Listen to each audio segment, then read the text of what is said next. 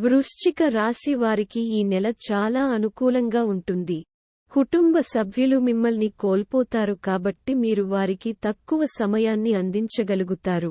మీ ప్రేమ సంబంధంలో అధిక తీవ్రత ఉంటుంది మరియు వివిధ సమస్యల పెరుగుదల కూడా ఉంటుంది. కెరీర్ పరంగా చూస్తే ఈ నెల ఒడిదుడుకులతో నిండి ఉంటుంది.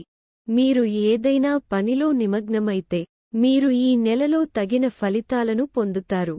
ప్రభుత్వ ఉద్యోగాలలో నిమగ్నమైన వ్యక్తులకు సమయం చాలా అనుకూలంగా ఉంటుంది మరియు సాధారణ రంగాలలో పనిచేసే వ్యక్తుల నుండి కూడా మంచి ఫలితాలు ఆశించబడతాయి. 10వ ఇంటికి అధిపతి సూర్యుడు 6వ ఇంట్లో కూర్చుని మాసం ప్రారంభంలో ఉచ్ఛస్థితిలో ఉంటాడు మరియు పదోన్నతుల అవకాశాలు చాలా ప్రముఖంగా ఉంటాయి. విద్యార్థుల గురించి చెప్పాలంటే ఈ నెలలో చాలా గొడవలు జరుగుతాయి. 5వ ఇంట్లో రాహువు కుజుడు మరియు బుధుడు కలిసి ఉండటం వల్ల వ్యక్తుల దృష్టి మరియు ఏకాగ్రత స్థాయి తగ్గుతుంది.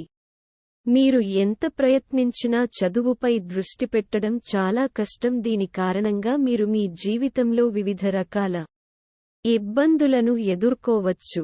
మే 10న బుధుడు 5వ ఇంట్లో కూర్చున్నాడు మరియు ఇది అనుకూలమైన పరిస్థితులను సృష్టిస్తుంది.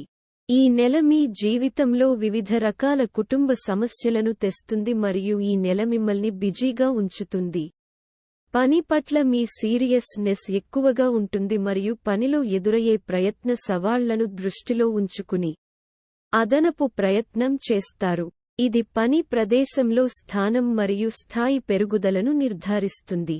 అందువలన మీరు కుటుంబానికి మరియు సభ్యులకు కూడా తక్కువ సమయాన్ని అందించగలరు.